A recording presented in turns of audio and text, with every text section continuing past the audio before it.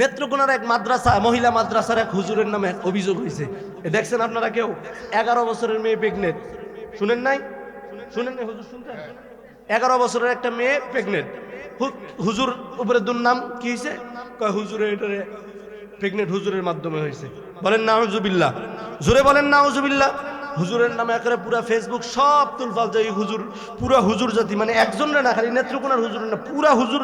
হুজুরের কামে এগুলা, সব মাদ্রাসা বন্ধ করে দাও, কওমি মাদ্রাসা বন্ধ করে দাও। আছে না না এরকম কিছু? কারা কয়?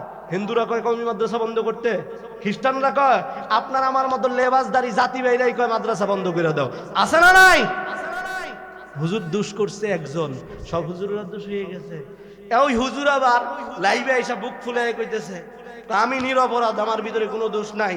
ওই মেয়ে দীর্ঘদিন থেকে আমার মাদ্রাসায় নাই, সে চলে গেছে সিলেট, আমার মাদ্রাসা হইলো নেত্রকোনা। ওই মেয়ের সাথে আমার সম্পর্ক কেমনে হইলো? হুজুর কইতেছে আমি এটা মানি না, এই মেয়ের সাথে কে কি করছে এটা ডিএনএ টেস্ট করা হোক। কি টেস্ট করা হোক? ডিএনএ টেস্ট করলে ধরা পড়বে কি পড়বে না?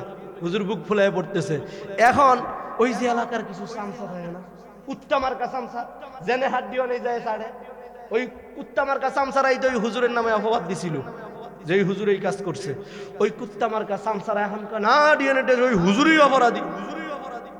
কে অপরাধী?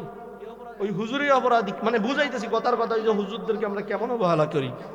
তবে এখন যতটুকু এখনো শিওর না, যতটুকু দেখলাম সব মাধ্যমে, সোশ্যাল মিডিয়ার মাধ্যমে, যে এখন ডিএনএ টেস্ট করার পর ওই মেয়ের সাথে কে কি করছে ওইটা হুজুর না, ওইটা মেয়ের আপন নানা করছে। বলেন নাউজুবিল্লাহ, কে করছে? আর দোষ হয়েছে কার? কার দোষ হয়েছে? হুজুরের দোষ হয়েছে। এখন তারা ডিএনএ টেস্ট করতে দিবে না, এটা সেটা হুজুরই অপরাধী, এটা সেটা। ও এক হুজুর করছে, পুরা হুজুরের দোষ হয়ে গেছে। আর তুঙ্গর মতো কত আলতু ফালতুরা কত কিছু করে ফেলায়, পার্কের সিপাই, রাস্তাঘাটের সিপাই, জঙ্গলের ভিতরে নিয়ে যায়, কত মেয়ের জীবন নষ্ট করে দিচ্ছে, ওইটাতে যায় না। হুজুর কি করছে না করছে, হুজুর মাদ্রাসায়, মহিলা মাদ্রাসায় ক্লাস নেই দিকে দোষ হয়ে গেছে। তবে আমি আমাদের এই পঞ্চগড়ের তৌহিদি মুসলিম জনতাকে নিয়ে মিডিয়ার মাধ্যমে জানাইতে চাই, পুরা বাংলাদেশের মুসলমানদেরকে, পুরা মুসলমানদের উলামাই কেরামদেরকে, যে যদি ওই হুজুর অপরাধী হয়, ওই হুজুরকে প্রকাশ্যে শাস্তি দেওয়া হবে। যদি হুজুর না হয়, হুজুরকে যারা অপবাদ দিয়েছে ওই সমস্ত নাস্তিক মার্কা জালেমদেরকে জুতার পিটা করতে হবে। কথা বলেন ঠিক কিনা? যদি হুজুর অপরাধ করে থাকে হুজুরের বিচার হবে, যদি হুজুর না করে অন্য কেউ করে থাকে ওইটারও বিচার হবে, এবং যারা ওই হুজুরের নামে মিথ্যা অপবাদ দিছে ওগুলারও বিচার হবে। কি বিচার বলেন তো? দর্শনের বিচার কি? হ্যাঁ, মাটির ভিতরে গর্ত খুঁজে তার বুক পর্যন্ত, গলা পর্যন্ত গাইরা পাথর নিক্ষেপ কইরা। আমরাও বাংলাদেশের বর্তমান সরকার, বিএনপির সরকার, তারেক রহমানকে দীপ্ত কণ্ঠে বলতে চাই, আপনি অতি শীঘ্রই এটা তদন্ত করে বের করেন কার মাধ্যমে এই কাজ হইছে, কোন কোলাঙ্গারের মাধ্যমে এই কাজ হইছে। ওই কোলাঙ্গারকে ধরে বাংলার জমিনে রাস্তার মোড়ের ভিতরে প্রকাশ্যে জুতাপিটা করে আরে মারেন। কথা বলেন ঠিক কি? আমরা আচ্ছা চিন্তা করেন, এখন অনেকেই মান খারাপ করবেন যে হুজুর আপনি এই কথা এখানে বলতেছেন কেন? অনেকেই আছে এরকম। আপনার মেয়ের যদি আজকে কেউ দর্শন করে, আপনি বাবা চুপ করে বসে থাকবেন?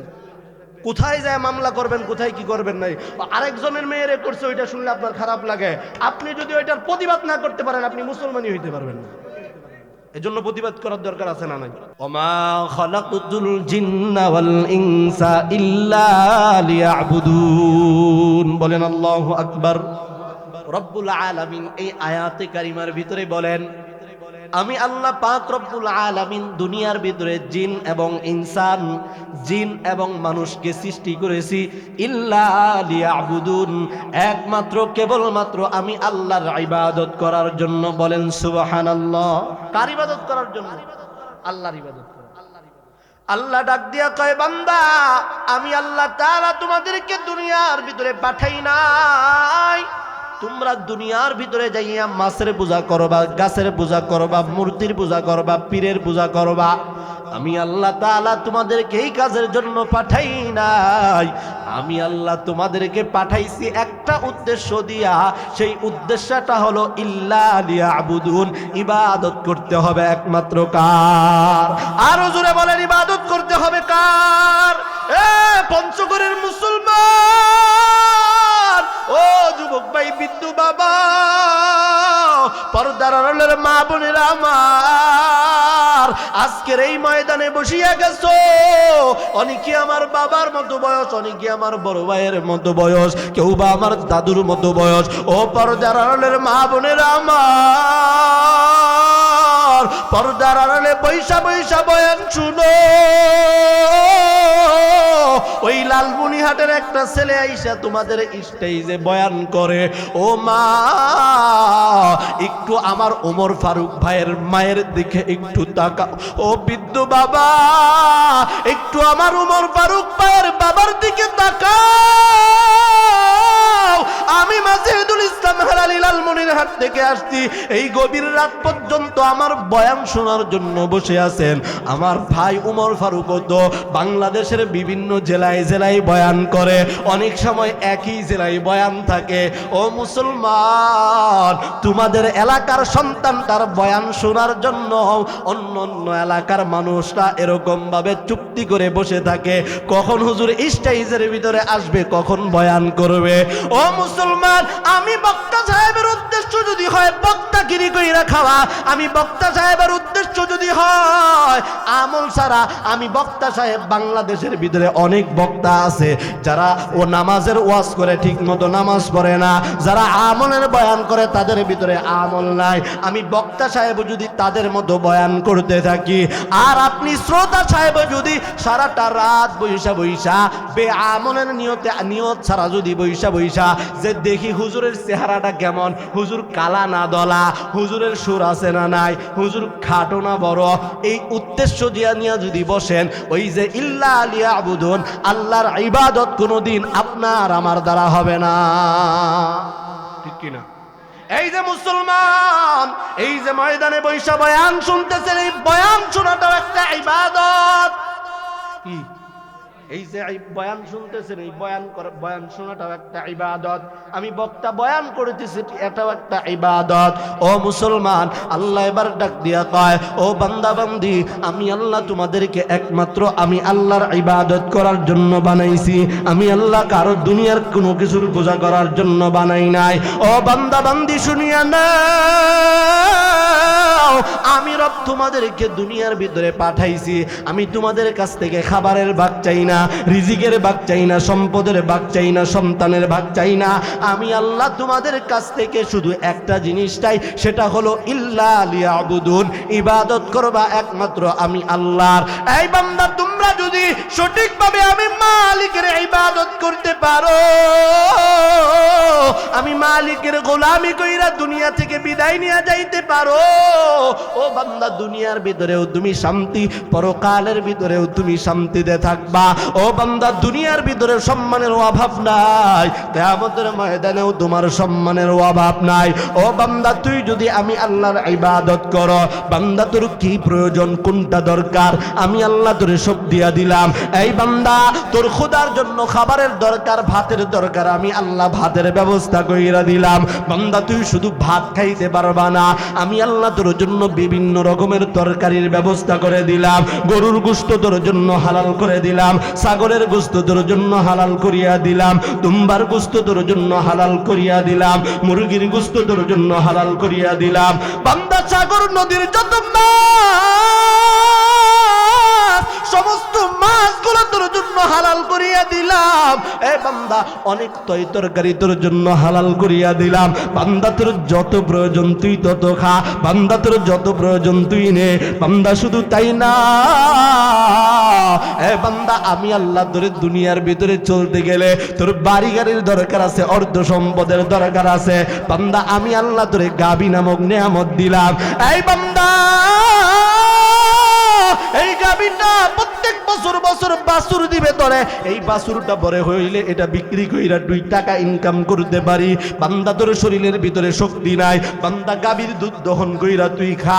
বান্দা, তুই দুধ তৃপ্তি সহকারে খাইলি, আরো দুধ ওই গাবির শরীর থেকে সেইকা তুই বাজারে নিয়ে বিক্রি কইরা সংসার চালা।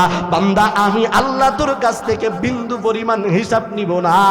তবে বান্দা, শর্ত হলো একটা, ইল্লা লিয়াবুদুন, ইবাদত করতে হবে কার? চিল্লায় বলেন, ইবাদত করতে হবে কার? কার ইবাদত? আল্লাহর ইবাদত করার দরকার আছে না নাই?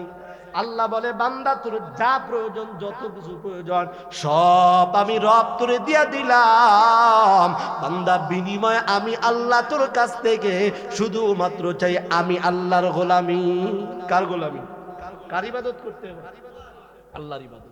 আল্লাহ কইতেছে বান্দা তোর যা প্রয়োজন, যত প্রয়োজন খরচ করে, হিসাব নিব না, যদি ইবাদত ঠিক রাখো। আর আমি মাওলার ইবাদত করবি না, তুই খাবার খাবি, আমি আল্লাহ তোরে বাধা দিব না। আমি আল্লাহর ইবাদত করবি না বান্দা, তুই দুনিয়ার ভিতরে আমার দেওয়া সমস্ত নিয়ামত উপভোগ করবি বান্দা, আমি তোরে দুনিয়ার ভিতরে বিন্দু পরিমাণ ডিস্টার্ব করব না, বাধা দিব না। তোরে ধরবো কিয়ামতের ময়দানে, অমন জায়গায় কাঠগড়ায় দাঁড় করাবো বান্দা, তুই ওই জায়গা থেকে আর ছুটে যাওয়ার কোনো রাস্তা খুঁজে পাবি না। কিনা বলেন?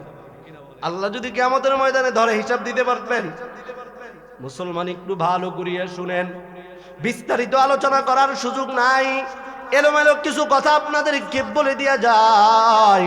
আমার আজকের আলোচনার মূল বিষয় হলো ইবাদত করতে হবে একমাত্র কার? ও মুসলমান, এবার আপনাদের কাছ থেকে প্রশ্ন আসতে পারে, হুজুর ইবাদত কি 24 ঘন্টাই করব? হুজুর আল্লাহ যে ইবাদত করতে বলছে, আমরা তো শুধু 5 ওয়াক্ত নামাজ পড়ি, রমজানের রোজা রাখি।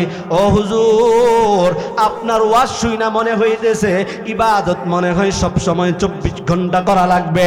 ও পঞ্চগড়ের যুবক ভাই, ও বিদ্যু বাবারা, পর্দার আড়ালের মা বোনেরা আমার, ইবাদত 24 ঘন্টাই করা লাগবে।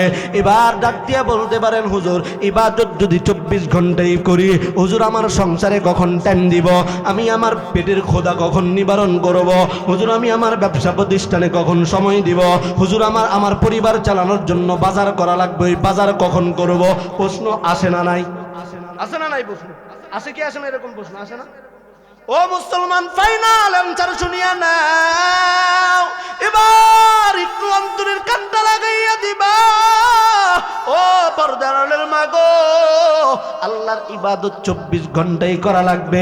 একটু আগে আমি আপনাদেরকে বলেছিলাম, এই ময়দানে বৈশা বয়ান শুনতেছেন, এই বয়ান শোনাটাও ইবাদত। ও মুসলমান, আপনার আমার নবী আখিরি নবী মুহাম্মদুর রাসূলুল্লাহ সাল্লাল্লাহু আলাইহি ওয়াসাল্লাম ডাক দিয়া বলেন, ও সাহাবায়ে কেরামের দল, দুনিয়ার ভিতরে কোনো ইমানদার বান্দা বান্দি, দুনিয়ার ভিতরে আল্লাহর কোনো খাঁটি বান্দা বান্দি যদি আল্লাহর ইবাদত খাঁটি ভাবে করে, আল্লাহর কোনো বান্দা যদি তারে যদি নিজে মুমিন দাবি করে, ইমানদার দাবি করে, ইমানদার বান্দা যেই কাজটাই করবে, মুমিন বান্দা যেই কাজটাই করবে, ওই কাজটাই ইবাদতে পরিণত হয়ে যাবে। বলেন সুবহানাল্লাহ। মনে হয় বুঝাইতে পারি না? হ্যাঁ, ইমানদার বান্দা বান্দি যেই কাজটাই করবে, যেটাই করবে, ওটাই আল্লাহ তাআলা ইবাদতে পরিণত করে দিবে। বুঝতে পারছেন? এখন বলবেন হুজুর কেমন? নবী বলেন, ও সাহাবায়ে কেরাম, কোন বান্দা যদি বাথরুমেও যায়, ইমানদার বান্দা যদি বাথরুমেও যায়, ওই বাথরুমে যাওয়াটাও তার জন্য ইবাদত। বান্দাটা যদি রাস্তা দিয়ে হাঁটে, রাস্তার হাঁটুনিটাও তার জন্য ইবাদত। ইমানদার বান্দা যদি কারো সাথে কথা বলে, ওই কথা বলাটাও তার জন্য ইবাদত। ইমানদার বান্দা যদি বাজারে বাজার করতে যায়, ওইটাও তার জন্য ইবাদত। ইমানদার বান্দা যদি তার সংসারে সময় দেয়, তার ব্যবসা প্রতিষ্ঠানে সময় দেয়, ওইটাও তার জন্য ইবাদত। ইমানদার বান্দা যদি তার ছেলে মেয়েকে সময় দেয়, ওটাও তার জন্য ইবাদত। ইমানদার বান্দা যেই কাজটাই করবে, ইমানদার বান্দা খাবে, ঘুমাবে, প্রত্যেকটা কাজেই আল্লাহ তাআলা ইবাদতে পরিণত কইরা দিবে। বলেন সুবহানাল্লাহ। ও মুসলমান, কেমন পাবে? আমরা যারা এই ময়দানে বসছি, অধিকাংশ মানুষই যখন বাথরুমে ঢুকি, পায়খানায় ঢুকি, দোয়া পড়ি না পড়ি কোনো হুঁশ নাই, মাথার টুপিও ঠিক নাই, পরনের ভিতরে গেঞ্জিও নাই, এরকম হয় কি হয়? মিথ্যা বললাম? মানে বাথরুমে কেমনে যাইবো, কোনো হুঁশ নাই, মাথার টুপি তো নাই, শরীরটা পুরা ফাঁকা, গেঞ্জিও নাই, একটা গামছাও নাই, খালি কোনো রকম একটা লুঙ্গি আছে, নাবির নিচে আবার টাকনুর নিচে, এরকম আছে না? রাগ করেন না, ইবাদত করতে হবে কার? আল্লাহর ইবাদত করতে চান না দুনিয়ার কারো গোলামি করে মরতে চান? হ্যাঁ, দুনিয়ার কারো গোলামি যদি করেন, দুনিয়াতেও জুতার বাড়ি, কিয়ামতের ময়দানে আরো বড় জুতার বাড়ি, ঠিক কিনা? এজন্য ইবাদত করতে হবে কার? মুসলমান ভালো করিয়া শুনেন, ইমানদার বান্দা যখন বাথরুমের ভিতরে ঢুকবে, ইমানদার বান্দা যে কোনোভাবে ঢুকবে না, নিয়ম অনুযায়ী ঢুকবে। বাথরুমে ঢোকার সময় কোন পায়ে দিয়া ঢোকা সুন্নত? হ্যাঁ, ডান পাও, ডান পাও, বাম্পা। বাথরুমে যখন ঢুকবে তখন বাম্পা দিয়া ঢুকবে, আবার যখন বের হবে তখন কোন পা দিয়া? ডান পা দিয়া। শুধু যখন ভিতরে ঢুকবে তখনও দোয়া করবে, যখন বাহিরে বের হবে তখনও দোয়া করবে। এটা সবাই করবে না যারা খাঁটি ইমানদার। ইমানদার বান্দা যখন মসজিদে যাবে তার জন্য মসজিদে ঢোকার জন্য নবীর দেখানো একটা পথ আছে। ইমানদার বান্দা যখন বাথরুমে ঢুকছিল বাম্পা দিয়া ঢুকছে, ডান পা দিয়া বের হইছে। মসজিদে যখন ঢুকবে আল্লাহর বান্দা ডান পা দিয়া ঢুকবে, মসজিদ থেকে যখন বের হবে তখন বাম্পা দিয়া বের হবে। আল্লাহর বান্দা, ইমানদার বান্দা রাস্তাঘাটে চলাফেরা করবে, বেহুদা রাস্তাঘাটে চলাফেরা করবে না। ইমানদার বান্দা কারোর সাথে কথা বলবে, বেহুদা কোনো গল্প করবে না, বেহুদা কোনো কথা বলবে না। ইমানদার বান্দা দরকারি প্রয়োজনীয় ছাড়া কোনো কথা বলবে না। ইমানদার বান্দা চা খাওয়ার জন্য বাজারে যাবে না। ইমানদার বান্দা টিভি দেখার জন্য বাজারে যাবে না। ইমানদার বান্দা বাজারে যাবে সন্তানের হক আদায় করার জন্য। ইমানদার বান্দা বাজারে যাবে স্ত্রীর হক আদায় করার জন্য। ইমানদার বান্দা বাজারে যাবে মা বাবার হক আদায় করার জন্য। ইমানদার বান্দা বাজারে যাবে তার আত্মীয় স্বজনদের হক আদায় করার জন্য। বলতে পারেন কেমন হক? ও মুসলমান, দুনিয়ার ভিতরে যদি আপনি আমি শক্তি নিয়ে থাকতে চাই, দুনিয়ার ভিতরে আপনি আমি যদি সুস্থ থাকতে চাই, আপনার আমার খাবারের দরকার আছে না নাই? শরীরের পুষ্টির দরকার আছে না নাই? যদি শরীরের ভিতরে খাবার দিতে চাই বাজারে যাওয়ার দরকার আছে না নাই? চাউল কিনতে গেলে বাজারে, আটা কিনতে গেলে বাজারে, আলু কিনতে গেলে বাজারে, ডাউল কিনতে গেলে বাজারে, তৈল কিনতে গেলেও বাজারে, মাছ কিনতে গেলেও বাজারে, গোশত কিনতে গেলেও বাজারে যাওয়ার দরকার আছে না নাই? ইমানদার বান্দা বাজারে যাবে, তার উপরে তার বান্দা তার সন্তানের হক। আল্লাহর বান্দা একটা মাছ কিনবে, ওই মাছটার উপরে তার সন্তানের হক, ওই মাছটার উপরে তার স্ত্রীর হক, ওই মাছটার উপরে তার মা বাবার হক, মাছটার উপরে তার নিজের হক। আল্লাহর বান্দা বেহুদা বাজারে যায় সময় নষ্ট করবে না। আল্লাহর বান্দা যেই কাজটা করবে আল্লাহ পাক রব্বুল আলামিন বলে, আমি আল্লাহ আমার বান্দার প্রত্যেকটা কাজ ইবাদতে পরিণত কইরা দিব। বলেন সুবহানাল্লাহ। আল্লাহর ওই খাঁটি বান্দা হইতে চাই কি চাই না? আল্লাহর খাঁটি গোলাম হইতে চাই কি চাই না? ও মুসলমান, আজকে যদি আমি এখানে প্রশ্ন করি, আমরা যারা এখানে বসছি আল্লাহর ইবাদত করবেন কি করবেন না? প্রত্যেকটা মানুষ আওয়াজ দিবে হ্যাঁ করব, কিন্তু দেখা যাবে অর্ধেক মানুষ এই ফজরের নামাজ পড়বে না। আজকে যদি আমি জিজ্ঞাসা করি, ভাই আপনার ভিতরে আল্লাহর মোহাব্বত আছে না নাই? আল্লাহর ভয় আছে না নাই? একটা মানুষও বলবে না যে নাই। প্রত্যেকটা মানুষ, ছোট্ট বড়, বৃদ্ধ জোয়ান, মহিলা পুরুষ, সবাই একটা আওয়াজই দিবে যে হ্যাঁ অবশ্যই আমার ভিতরে আল্লাহর ভয় আছে, আল্লাহর মোহাব্বত আছে। কিন্তু মুসলমান, আল্লাহর ভয় আপনি মুখ দিয়া দাবি করেন, আল্লাহর মোহাব্বত আপনি মুখ দিয়া দাবি করেন, অন্তর দিয়া আপনি আমি এখনো পরিপূর্ণভাবে আল্লাহর ভয় অন্তরে ঢুকাইতে পারি নাই, আল্লাহরে পরিপূর্ণভাবে এখনো মোহাব্বত করতে পারি নাই। কথা বলেন ঠিক কিনা? দুনিয়াতে একদিন ছিলাম না, এখন আছি, আবারও একদিন থাকবো না। দুনিয়া থেকে বিদায় নিয়ে কবরে যাইতেই হবে। যাওয়া লাগবে কি লাগবে না? মরা লাগবে না? কেনা কেনা মরবেন না? তুলেন, হ্যাঁ সবাই মরবেন, আমি বক্তাও মরব।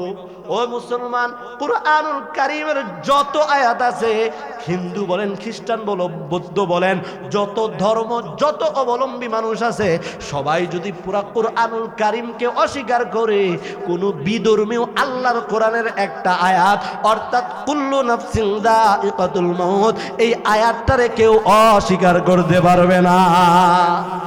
ঠিক কিনা? আপনি আমি থাকতে পারবো? ও বৃদ্ধ বাবারা যাদের দাড়ি পাইকে গেছে, আজকে এখানে হয়তো বা নাতিরে নিয়ে বয়ানে আসছেন, সন্তানরে নিয়ে বয়ানে আসছেন, একটু মনে মনে চিন্তা কইরা দেখেন, একটা দিন তো এমনও ছিল আপনার বাবা আপনার হাতে ধইরা মাহফিলে নিয়ে গেছে, আপনার দাদা আপনার হাতে ধইরা মাহফিলে নিয়ে গেছে।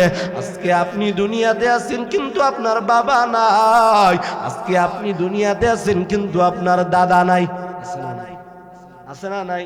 ও মুসলমান, একটু অন্তরের কানটা লাগাইয়া দিয়ে শুনবা, দুনিয়া থেকে বিদায় নিয়ে চলে যাইতে হবে। দুনিয়া থেকে যেহেতু বিদায় নিয়ে চলে যাইতে হবে, এজন্য আল্লাহর ভয় এখন থেকে অন্তরের ভিতরে ঢুকাইতে হবে।